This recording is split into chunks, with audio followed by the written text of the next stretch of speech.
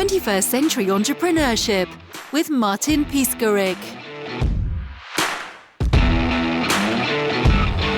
So what was your aha moment that led you to start ERI? Yeah, well, listen, Martin, thank you for having me on. It's an honor and privilege to be here today. And, I was a serial entrepreneur. My father was a serial entrepreneur, so I grew up. We're Armenian immigrants that came to America, and our family, my grandfather, my father, and now my brother and myself have become serial entrepreneurs.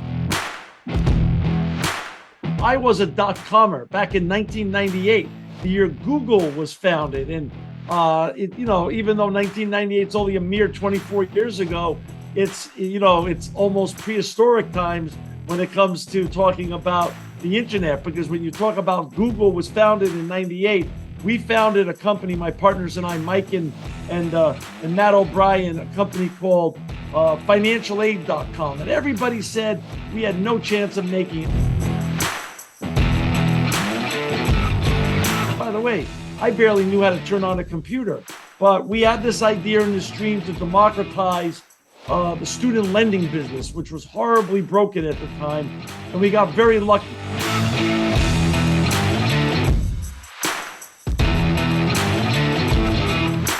Every VC up on Silicon Valley threw us out of their office. They said, we have no chance of making it ever.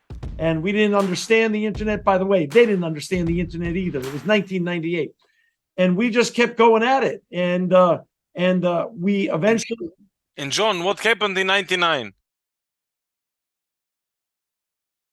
I was working on Broadway Street for PR company in San Francisco, and then that bloody .com exploded, and I said bye-bye, back to Croatia. Right. So what happened with your business? Well, that's a great part of the story. I'm glad you asked that, because not many people actually ask that. So we put together as much money as we could ourselves, mortgaged our homes, asked friends and family, because every VC wouldn't give us a dime. So we bootstrapped this, and we go down and sublet a little office in San Diego, California. But we had no furniture and we had no equipment. And then what you just said happened. The dot-com boom, everything blew up. And so we bought servers and equipment and furniture from all the dot-coms that were going bankrupt for pennies, literally pennies. We built our server room for pennies, and we bought our desks. We had one desk we shared and looked at each other. We had a couple of computers, all from the companies up in Silicon Valley and San Francisco that went bankrupt. And so we were like, we just put it together with Scotch tape, with glue, with anything we could. We made the most of every penny we had. And so the blow up was actually good for us because it helped us grow up. And then we were one of these rare dot-coms, Martin. And again, anyone who doesn't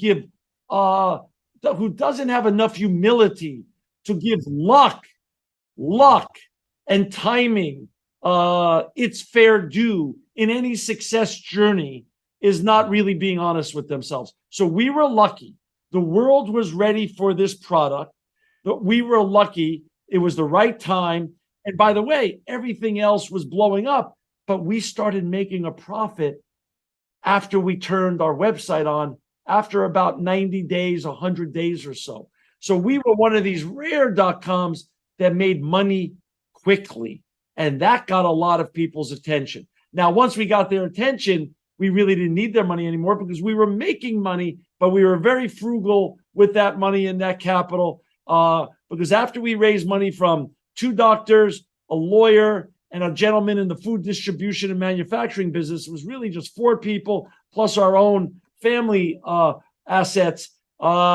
We just basically never looked back and never had to raise another dime, and it became one of the largest dot-com success stories in the internet world. And we did our goal. We democratized the very, very clunky and bad system of student lending that existed back in 98 and 99. And we sold our company in 2004. Before we go to exit strategy, what you had that other people did not have? The historical student lending business was offline. Sally Mae and all the biggest lenders where everything was just paper, very clunky, fax machines, long lines at financial aid and student loan offices at colleges and universities. We said, no. We're going to put it all online. Now, what worked for us? We thought, again, this is where humility has to come into any equation. We thought we were doing so good. We were making money and people loved our website. And we thought we were great marketers. As we started interviewing our clients and getting to know them better and better, what they really told us they loved about the whole process is that they were very embarrassed about going to a student loan office when their parents had so many cars and boats or an extra vacation house, but their parents hadn't saved any money to put them into college. So they were embarrassed. So why they enjoyed our website wasn't really because we were great marketers. This was the beginning days of the internet. They told us they loved the anonymity that our website and the online process. Back then, things were still very anonymous, and they didn't have to see other friends or their peers looking at them applying for a student loan. So the anonymity part of this process, again, timing was perfect because it was still early days. Things were fairly anonymous online, and they were able to get a student loan sort of in an anonymous way without their peers seeing it. Of course, the banking entities and student lending entities and the federal government saw it, but their peers didn't see it. So that's why it took off and was such a big success in the first generation of .coms.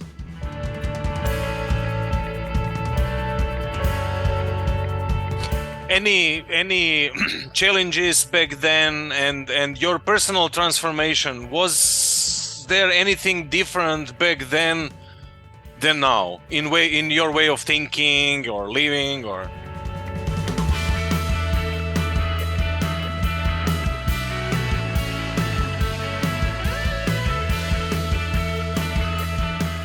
of course, the startup world is always the most exciting startup. The most fun part of the business.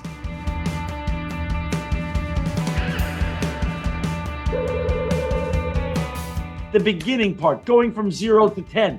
10 to 100 is a whole different business, because then you're not just making. In the beginning, you're making, you're creating, you're innovating. That 0 to 10 is the innovation part, is the making part.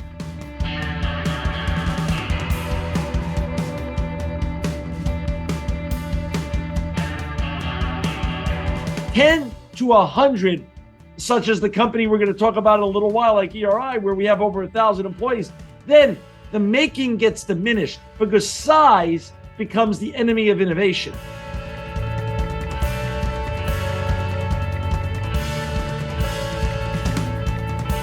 Now then you become a manager. Now you have to manage the minutia, manage the problems, and the real discipline in terms of staying as an innovator, staying as a creator, staying as an entrepreneur that could really scale a company, is the discipline to minimize the managing part without losing the enterprise and focusing still on the innovating and the making.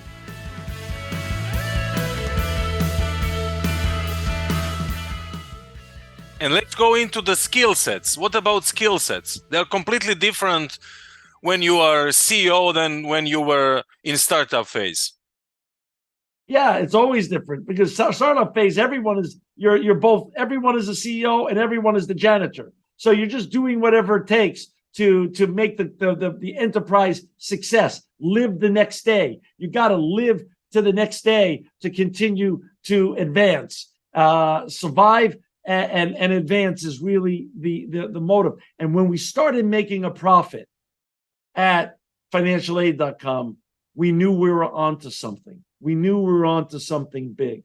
But that's when you have to then create systems. And that's when you have to create knew that you were going to grow, and you had to actually put more people in more seats, the right people in the right seats, to make sure that you could scale it and grow it so the dream could be realized. And we got very lucky. I mean, Mike's wife came in, Julie. She was a great COO. And we brought in Kevin Dillon, who became my partner at ERI, and he became our marketing officer, and he did a great job in sales officer. So again, picking the right people, putting them in the right seats. If you make a mistake, you quickly fix that mistake and change that person.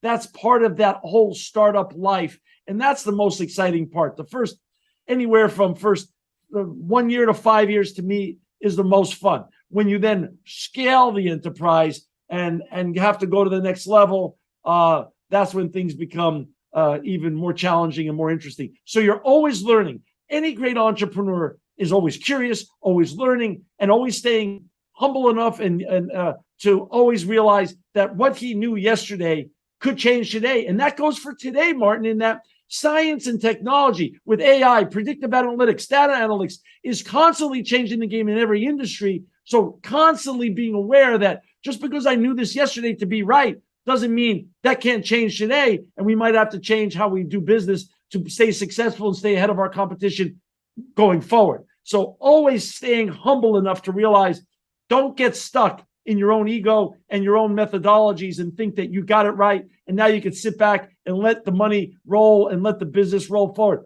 That never is the case. That's the beginning of the end for any great entrepreneur or entrepreneur who thought they were great.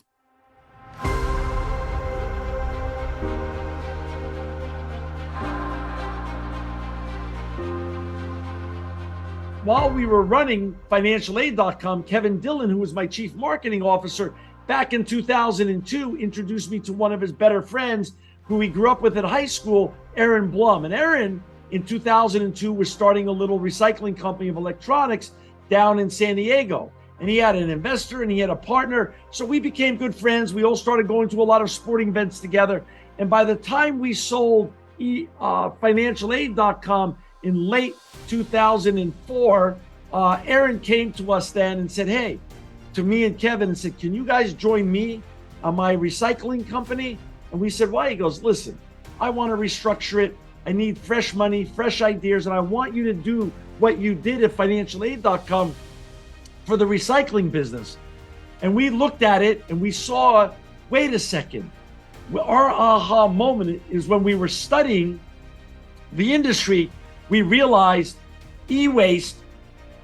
Hold on one second, Martin. Oh, I need to drink.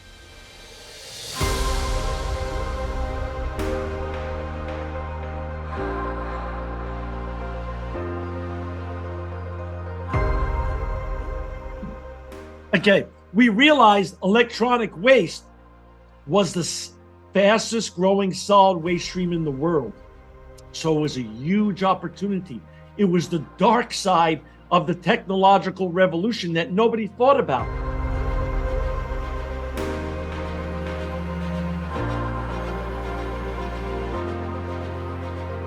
Nobody thought when they were creating great companies like Microsoft or Apple or Dell, what was going to happen to the old electronics once people enjoyed using these for their business or their personal use.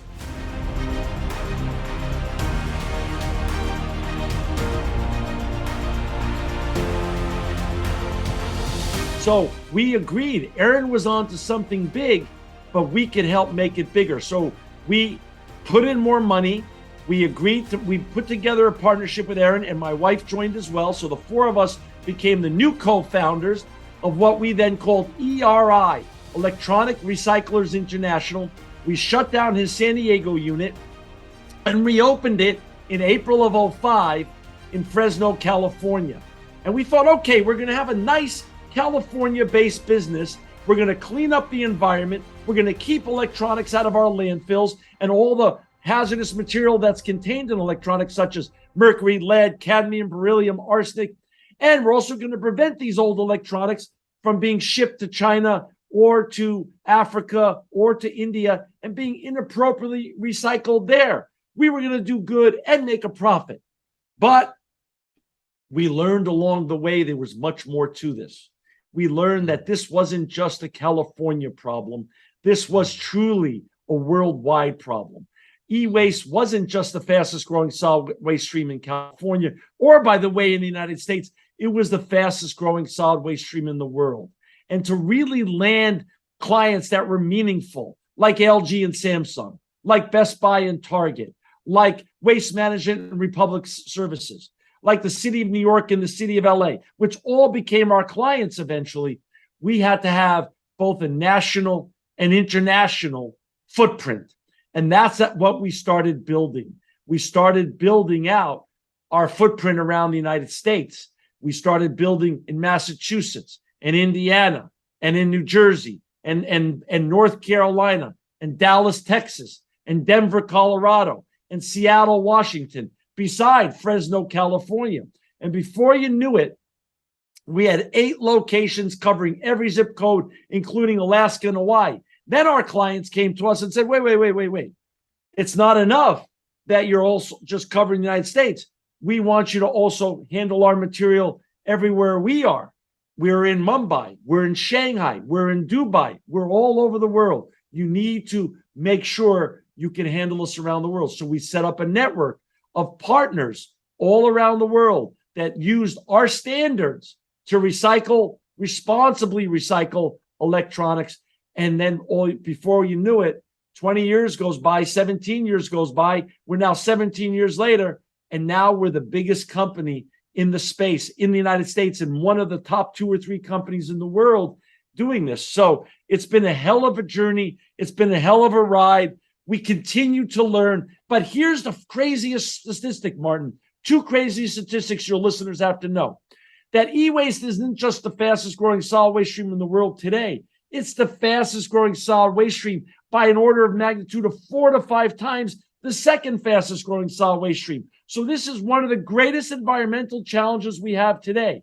And when recycled responsibly, it's a zero waste, zero landfill, zero emission business. What does that mean? None of the products we recycle go to a landfill. None of it goes there's no emissions that come out of our company, which is wonderful. And all of the commodities that we produce, the shredded steel, the shredded plastic, the shredded gold, silver, lead, aluminum, copper, all go for beneficial reuse into new products. They go to smelters and then get put into new products. So last month, we recycled, give or take, 25 million pounds of electronics. And all that stayed out of landfills and went back into new airplanes, new hospitals, new infrastructure in China, new infrastructure in India, in the United States. And none of it goes to a landfill. So the environment wins. We've created over 1,000 jobs. We're making a good profit. Everybody wins along the way. And that's the great part. When you recycle electronics the right way, it's a great industry. It's a great way to treat the environment. What can I learn from that story? That could be, for example, how did you do that specific footprint? Was it an organic growth? Right. We built our footprint, our national footprint organically. We didn't buy any companies. We wanted to, because we created a specific culture. Martin, when you're building a company, any company in any industry, culture is so important. Building the right culture with the right people is so important. So we decided we didn't want to, since this industry, we were creating the industry. This industry didn't exist. We wanted to build all our locations from the ground up. That's number one. Number two, a very important statistic, unfortunately, in 2022, is that out of all the electronics that are used around the world, and it's still the fastest growing solid waste stream in the world, according to the United Nations, only 17% of all electronics being used today are being responsibly recycled.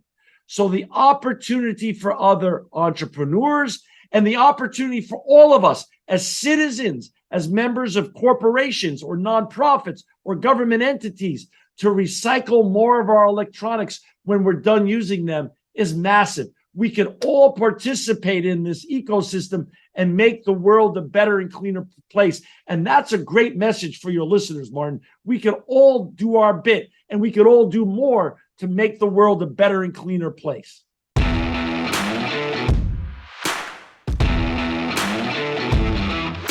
Another thing we learned along the way, Martin, is that this wasn't just about the environment. When we got in the business, that's all we thought we were focused on. Let's make the world cleaner, and let's clean up this problem of electronic waste.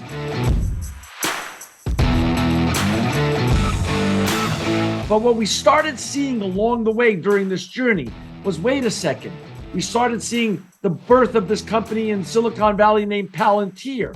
We started seeing LifeLock born in 2007 in Arizona to protect people's personal privacy and data. And we started hearing this new word come up in our vernacular and our lexicon called cybersecurity. And then we started also seeing these big trucks drive around the United States and around the world called shredded. They were shredding data on paper. And we started thinking to ourselves, wait a second, there's data in our old electronics. Who's making sure that our data goes away in our electronics?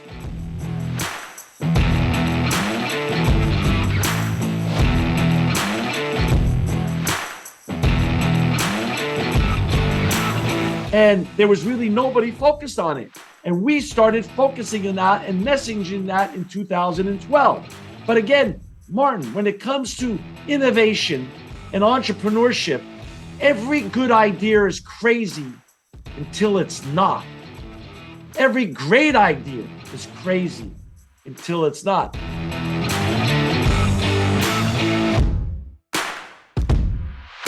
And people didn't want to listen to us, didn't want to listen to this whole issue of data in the old electronics and paying to destroy it. And we would tell them, wait a second, you're paying to destroy data on paper with shredded. You got to pay somebody to shred the old data that's in your old electronics, until Fortune magazine wrote an article 5 years later in 2017 on our company. And they named the article Dead But Not Forgotten. It was the head writer for Fortune magazine, a gentleman named Robert Hackett. And he said, the last sentence of the article summed up the whole importance of his whole article. This was what the last sentence says. It turns out that e-waste is not only an environmental hazard, but a cybersecurity one as well. And that's when people started listening to us. So about 2 years ago, Martin, we wrote a book. The book is called The Insecurity of Everything. And what I would like to offer to all of your great listeners who have taken the time to listen to today's wonderful podcast that you put out is that if they write to you or somehow other interrelate with you, whatever requests you want to do, and you forward us their names and addresses, we will send them a free copy of this book. We didn't write this. My partners and I wrote this book, and we didn't write this book, The Insecurity of Everything, to be Shakespearean. We didn't write it to make any money. We wrote it as a public service so we could put all the information that we knew about how dangerous our old electronics could be. And that's whether it's a cell phone, a tablet, a hard drive, a desktop. And by the way, now your EVs, now the wearables that you wear, now the Nest in your home, and now the Ring in your home, and all the things that are gathering information on our families, on our friends, on our lifestyles, on our buying habits. Now we've taken all that information on all the data that these instruments collect on you, and we're going to show you the potential catastrophic results. It's all in this book. We'll send it to your listeners for free because we just want to share the information that people just have to take better care of how they responsibly dispose of their old electronics, whether they're sitting in Rome, Italy, or Shanghai, China, or Miami, Florida. We all have old electronics that have data in them, and we all have to be really smart to protect our families and the organizations we work with on how to dispose of these old electronics, not only for the environment, but also to protect ourselves, families, and the great organizations we work with, because all the data that's in there, if it did get in the wrong people's hands, could be potentially catastrophic for everybody involved. 21st Century Entrepreneurship with Martin Piskarik.